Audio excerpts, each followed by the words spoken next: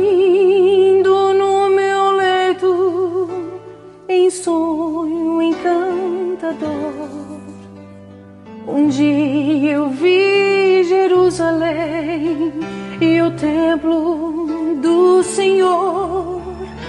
Ouvi cantar crianças e em meio ao seu cantar rompeu a voz dos anjos do céu a proclamar. Rompeu a voz dos anjos do céu a proclamar. Jerusalém, Jerusalém, cantai, ó Santa Grey, Hosana. Olá, meus irmãos, minhas irmãs, é com alegria que cumprimento a todos em mais uma oportunidade de juntos abrirmos a Palavra de Deus e encerrarmos mais um trimestre de estudos da Bíblia Sagrada através da lição da Escola Sabatina. Eu gostaria, antes de iniciar esse estudo, de convidá-los para uma palavra de oração. Senhor Deus, muito obrigado, Senhor, pela nossa vida, pela nossa saúde e pelas oportunidades que Tu nos concedes a cada dia de termos escolhas sensatas, de termos escolhas objetivas e sábias, baseadas na orientação do Teu Santo Espírito, para que consigamos viver em paz nesse mundo, na paz de Cristo. E mesmo que o mundo se desabe por um lado e por outro, mas nós estamos em Ti firmes, de que Tu és o nosso guia, é a nossa direção. E és Tu quem guia o leme de nossas vidas.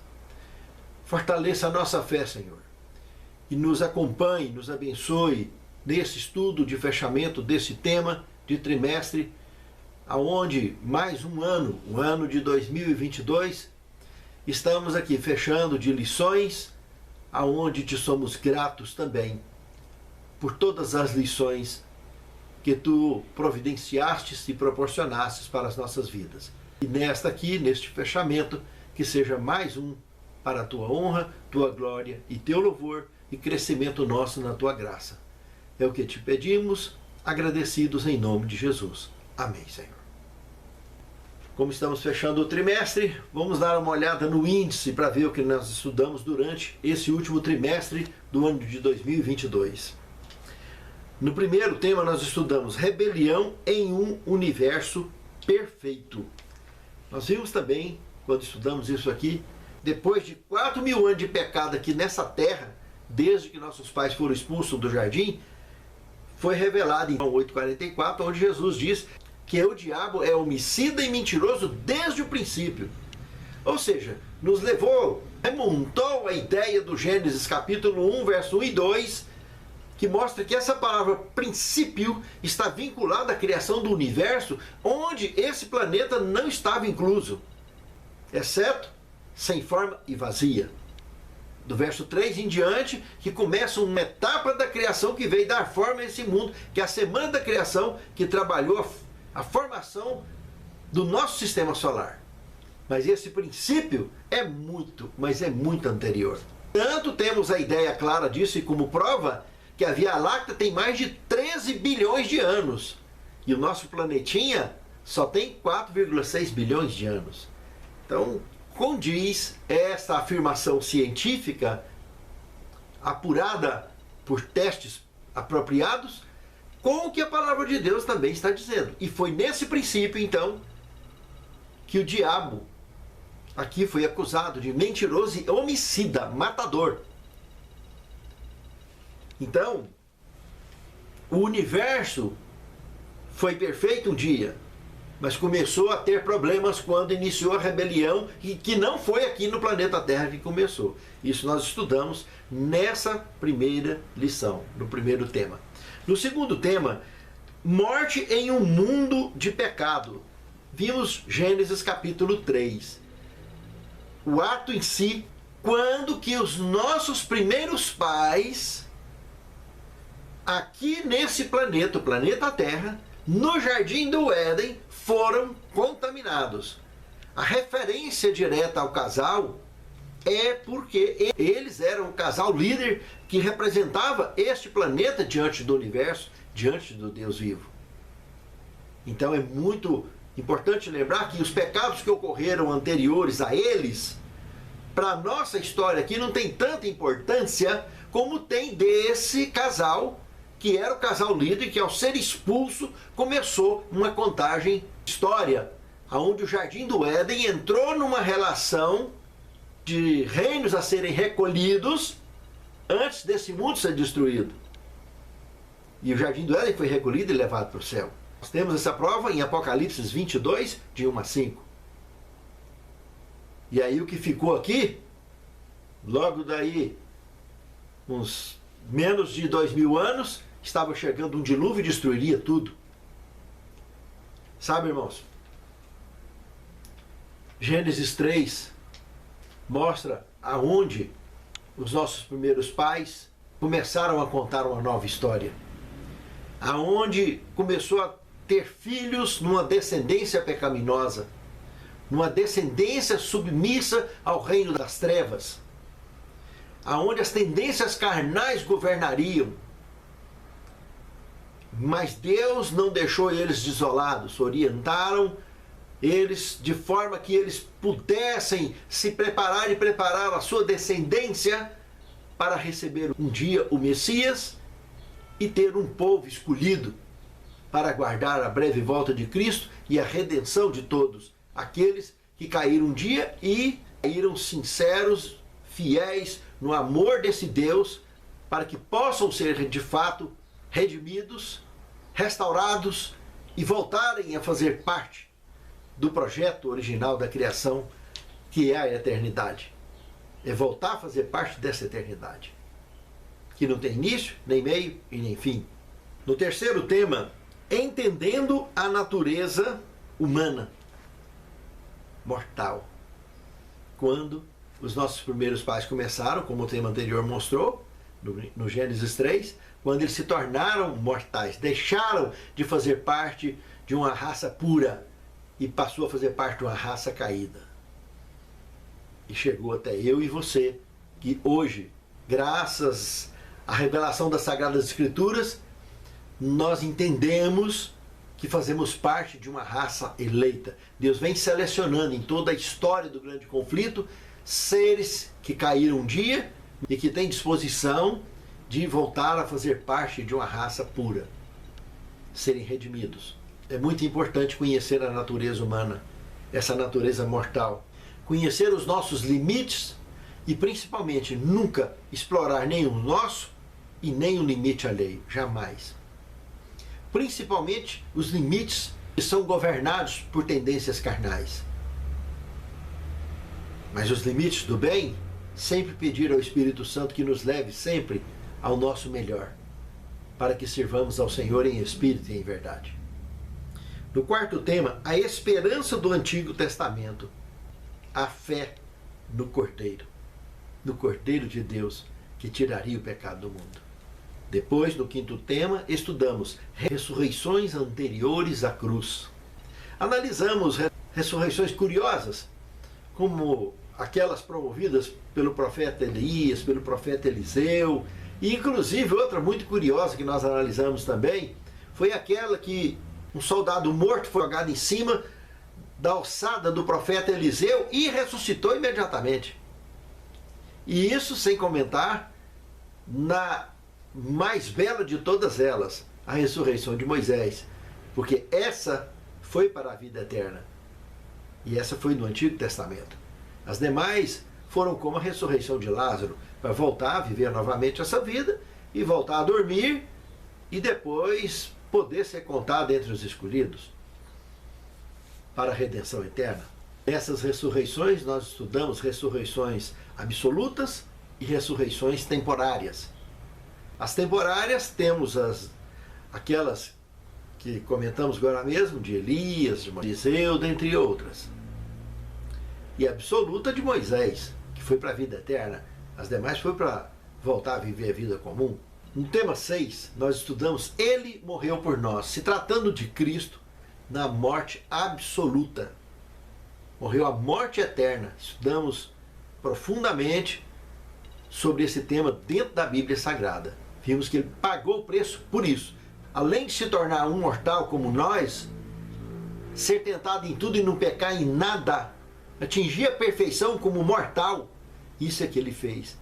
Por causa da dependência absoluta que ele teve toda a vida em que ele viveu aqui na Terra, os 33 anos e meio que ele viveu, foi conectado e submisso de forma absoluta à vontade do Pai. Nos ensinou muito bem a sermos dependentes dele e ainda nos deu a esperança e a absoluta certeza de completar para nós, pela graça, aquilo que nós não conseguirmos sozinho, porque ele pagou o preço por mim e por você. Não para sermos negligentes, mas para sermos obedientes, para sermos submissos à vontade de Deus. Pense nisso, é muito profundo, irmãos. No tema de número 7, a vitória de Cristo sobre a morte. Bom, no tema 6, nós sobre a morte absoluta, que ele morreu de forma absoluta. Agora aqui nós estudamos sobre a ressurreição absoluta. Então, uma coisa é a pessoa ter o sono da morte. Jesus não morreu simplesmente o sono da morte, mas a morte absoluta. Por isso que suou o sangue no Getsemane. Ele sabia o nível de responsabilidade que ele carregaria sobre os seus ombros. Mas aqui agora, no Pai tê-lo consolado no Getsemane através dos anjos e dado a certeza para ele que ele estava completamente seguro, a perfeição que ele viveu até ali, e esse foi o consolo oferecido lá no Getsemane, aonde ele ficou consolado, porque nem mesmo os discípulos conseguiram velar com ele, vigiar com ele. Ficaram todos dormindo. Mas esse consolo ele teve. Os anjos que o visitaram deram essa segurança para ele.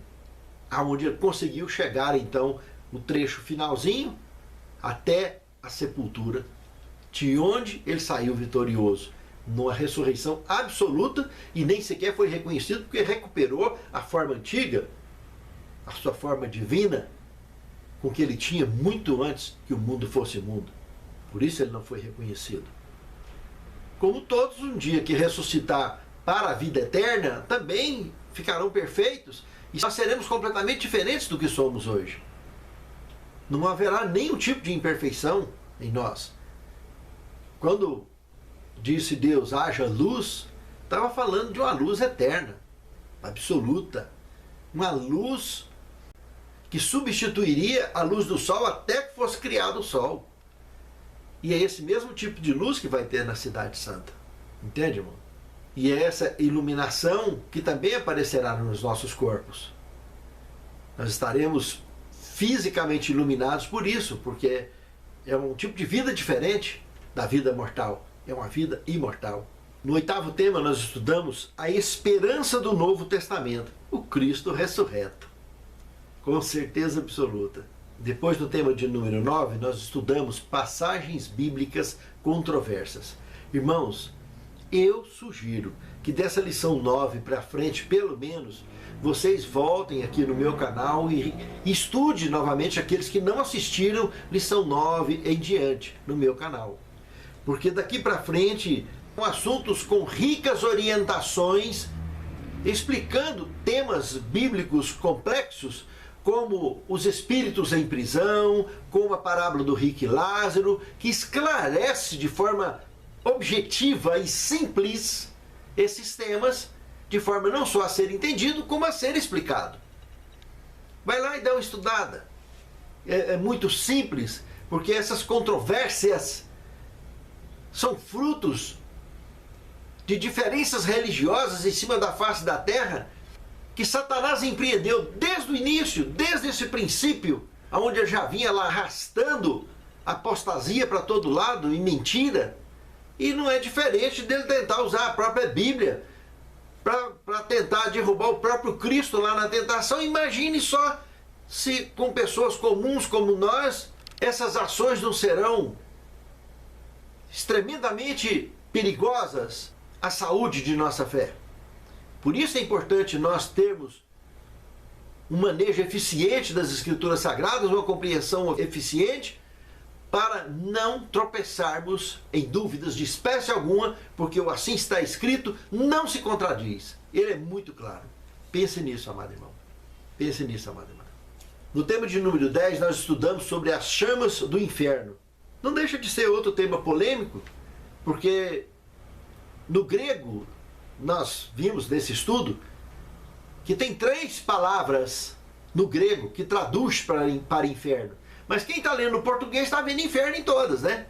Tártaros, que está se referindo ao inferno de escuridão. Hades, que está se referindo à sepultura. É inferno também traduzido. E Gina, as chamas do inferno mencionadas aqui nesse tema, a única palavra no grego que se encaixa aqui é a terceira. Gina. G-E-E-N-A. Gina.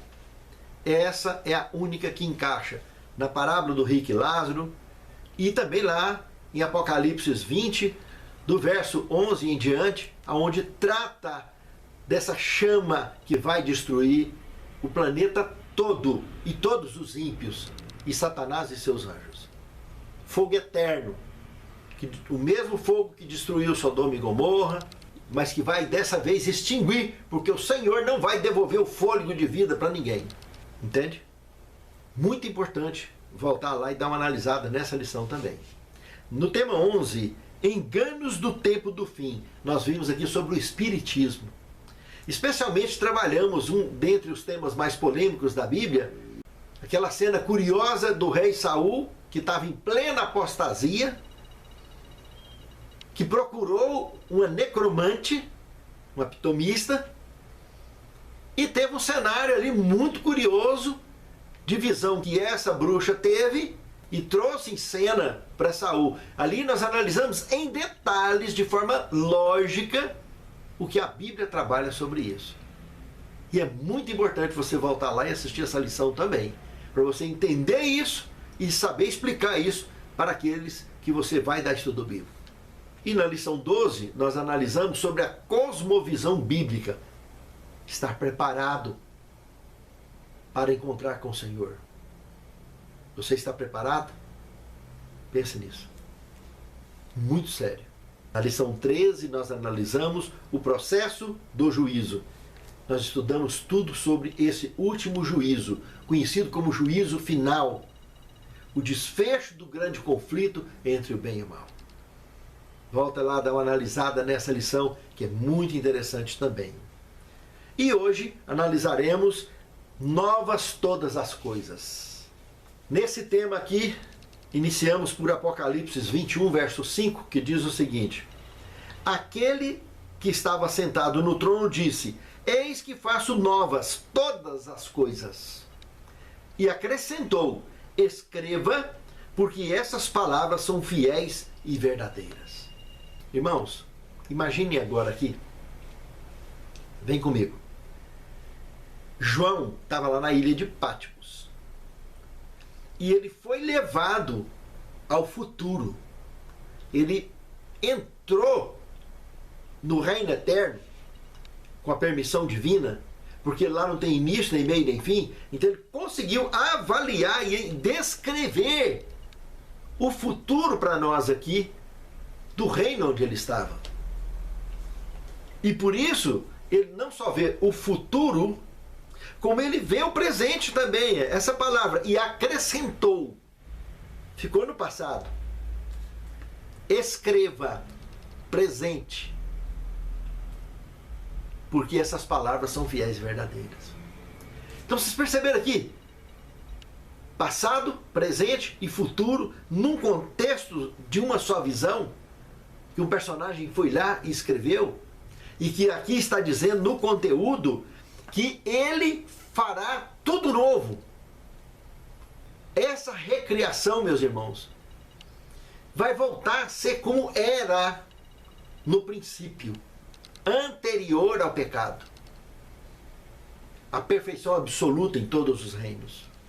Novos céus e nova terra, aqui no segundo tema. Observe que céus aí está no plural. Justamente por causa daquele texto que nós citamos, de João 8,44, que mostra que o pecado não começou aqui, começou em outros reinos. Entende? Então, tem outros lugares que serão restaurados também, não é só o planeta Terra. Existem outros lugares. Por isso que terá que ter modificação nos céus, no plural. Não temos condição de dizer se em outras galáxias também, mas a Via Láctea, com diversos mundos, essa está empedernida. Em Apocalipse 21, no verso 23, comenta que a cidade não necessita de sol. Então, parta-se do princípio, se o sol não tem influência sobre ela, porque ela vai sair do eixo do sol. Entende? O sistema solar aqui é diferente. Aqui está mostrando uma ideia muito mais ampla do que se imagina. Veja que no verso 3 do capítulo 21 está dizendo que Deus está descendo dentro dessa cidade para morar aqui, junto conosco. Ele e os seus escolhidos. E hoje, no terceiro céu, todo o universo gira em torno dele, porque dele emana a vida, e ele vai mudar para cá, então vai ter mudança estrutural em todo o universo. Porque ele vai passar a morar aqui. E se ele vai passar a morar aqui, para que todo o universo gire em torno dele, essa galáxia aqui, e não só o planeta, terão que ser ambos os maiores de todo o universo. Justamente de onde parte a emanação de toda a vida. Entende, irmãos? Por isso, novos céus. O Sol não vai ser eliminado. Mas a mudança é estrutural em todo o universo. Porque todo o universo passará a girar em torno da nossa galáxia, do nosso planeta, de onde estaremos, fora do eixo desse sistema solar, no centro da galáxia, eu imagino, de onde, então, a lâmpada, a luz, a iluminação, a mesma do haja luz, lá de Gênesis capítulo 1, verso 3. Haja luz. Aquela luz que substituiu o sol até que o sol chegasse. Lembra? Até que o sol fosse criado. Está lembrado?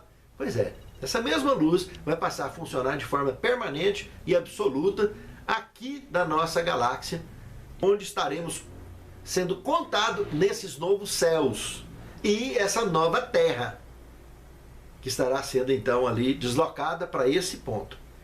Não sei se vai ficar outro planeta no lugar do nosso ou não, se você vai ficar aí parecendo com alguns planetas que estão por aí, que estão aí em volta sem vida, aparentemente, tipo Marte e outros mais, que a gente não sabe direitinho, né?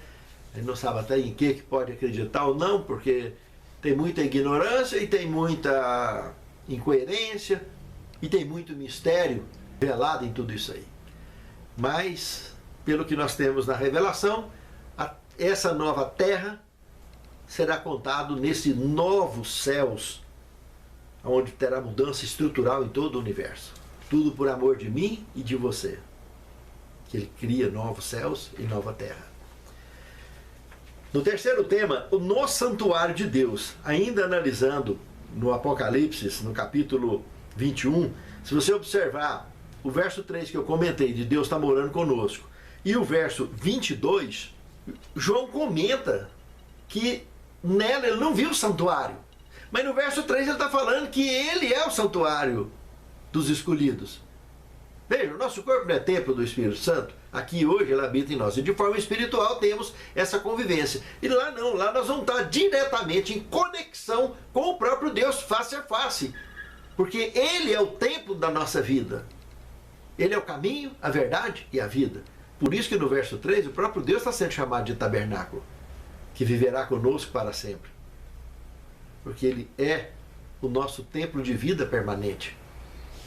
É dele que emana vida para todo o universo. Ele é o Deus absoluto, eterno.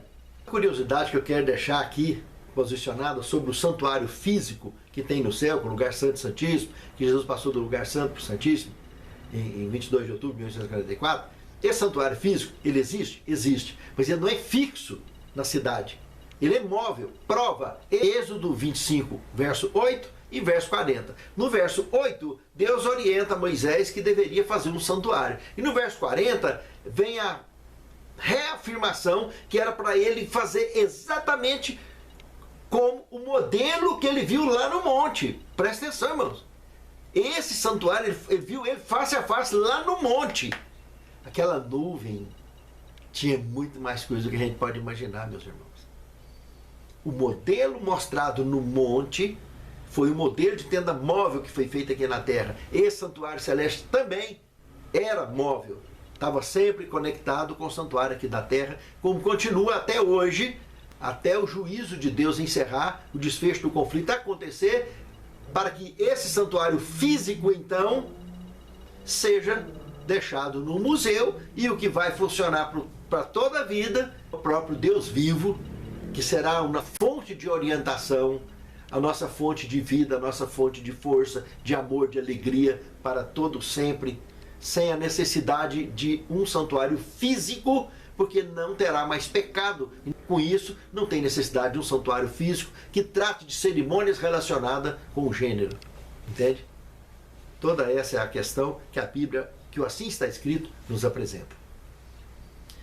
Na presença de Deus, quarto tema, analisarmos o Evangelho de Mateus, capítulo 5, verso 8, 1 João 3, 2 e 3 e Apocalipse 22, 3 e 4, nós podemos ver que, segundo a Bíblia, o reino eterno é absoluto e jamais conviveria com um reino mortal. Mas a graça de Cristo nos permitiu e permite essa experiência temporária cristã que nós vivemos hoje, graças a Cristo. De conviver um reino mortal com um reino imortal. Em paralelo, aonde temos a orientação e a direção de Deus para cumprir cada um com a missão que tem, seja como pessoa, como indivíduo ou como igreja.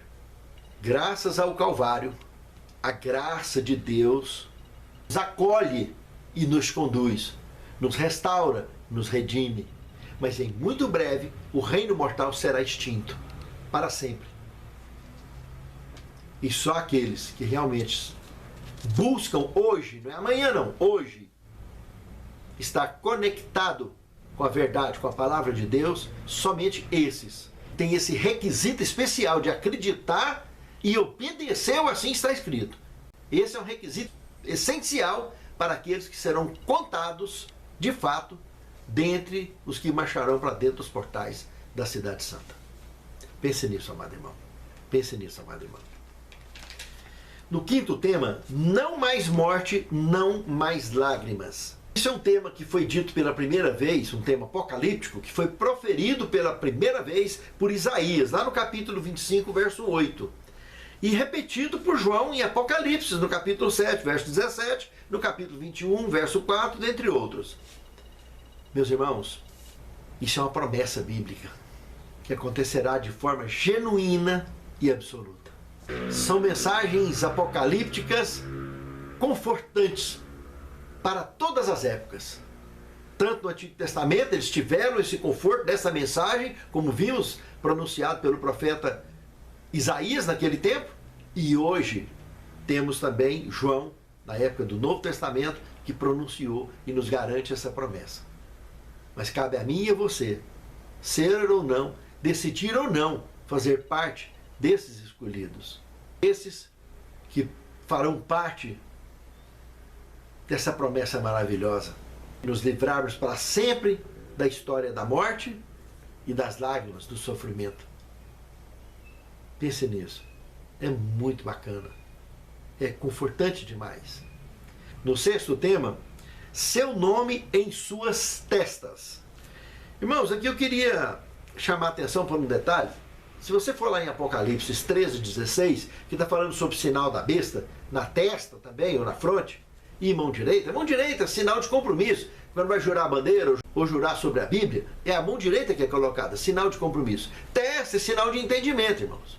Então, o entendimento conectado com as trevas, sabe a verdade e insiste em praticar a mentira, esse está se contaminando com o sinal da besta. Quando, então, essa foi uma decisão determinante, que estamos prestes a conhecer em muito breve. Se desobedecer a Deus, recebe a marca e vai ter conforto. E se obedecer a Deus, não obedecer a legislação que vai obrigar as pessoas a desobedecerem a Deus, se desobedecer sabendo a verdade, estará recebendo o sinal no entendimento, na testa. Agora aqui, invertendo, da mesma forma, é o nome de Deus na nossa testa, na nossa fronte. Então estaremos conectados com Ele para sempre. Realmente é a nossa mente que se conecta, né? Que a partir do momento que a mente se conecta e ela está toda dominada pela luz, nós somos luz no mundo. Se no teu olho tiver luz, todo o seu corpo será luz. Se no teu olho tiver trevas, todo o seu corpo será trevas. São palavras do Filho de Deus. E assim se resume o plano da salvação, né? O qual, embora existindo mesmo antes da criação da terra, como nós vimos lá em Efésios, capítulo 1, verso 3 e 4, em 2 Timóteo 1,9 e Tito, capítulo 1, verso 2, Apocalipse 3, verso 8, também foi apresentado pela primeira vez à humanidade no Éden, e logo após a queda. O plano da salvação, que eu e você conhecemos hoje. Os antigos conheceram pelos tipos e antítipos do Antigo Testamento, sacrifícios de cordeiros, etc., aquelas leis cerimoniais ou leis de Moisés. Nós conhecemos hoje pelo sacrifício de Cristo.